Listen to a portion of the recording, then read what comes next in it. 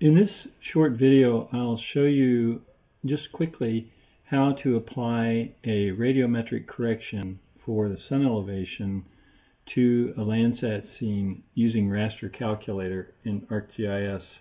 As you can see, I'm looking at channel 1 of the one of the scenes that we're working with here. This is the blue visible channel. I'm looking at it in a grayscale. And first thing I'm going to do is take the sun elevation, which from the metadata is 47.8 degrees, and I'm going to use the system calculator to calculate the sine, to calculate the sine for this sun elevation. So using the scientific calculator view, I enter the sun elevation and select sine. And you can see we get a long, very long decimal value here. And we only want the first 6 significant digits, so it's 0.740804. And that value I'm going to use in the Raster Calculator. The Raster Calculator can be found inside the Spatial Analyst tools. Make sure you have the Spatial Analyst extension started with your system. You probably do because you've used it before. And under Spatial Analyst Tools, Map Algebra is the Raster Calculator.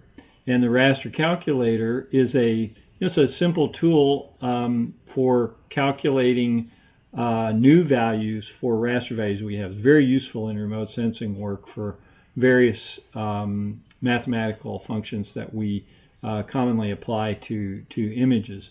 So here's how it works. You can see that the image that we have open is available as a layer. So if I double click that, it goes into our expression. So there's our layer, and we're going to divide.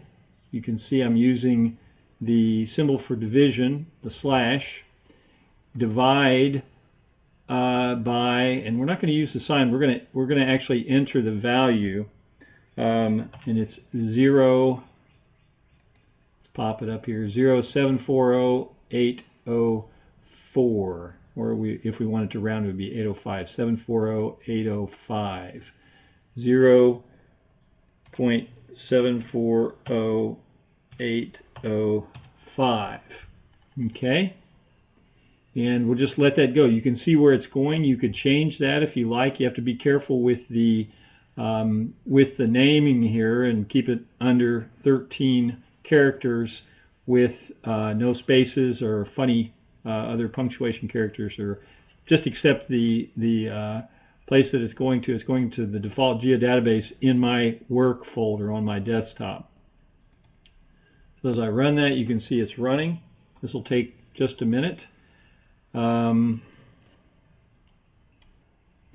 there, it's run. It's completed its run, and here's the corrected image. You can see the range is similar to the original range. It's a little bit wider than the original range, a little bit higher. Of course, the low value is going to be 0. It's probably shifted the whole histogram to the right to a higher positive value than the 8-bit image that we have here. So there's the corrected image, and there's the original raw image. So this is how you do your correction, and you do these corrections for all layers that are being used in a change analysis.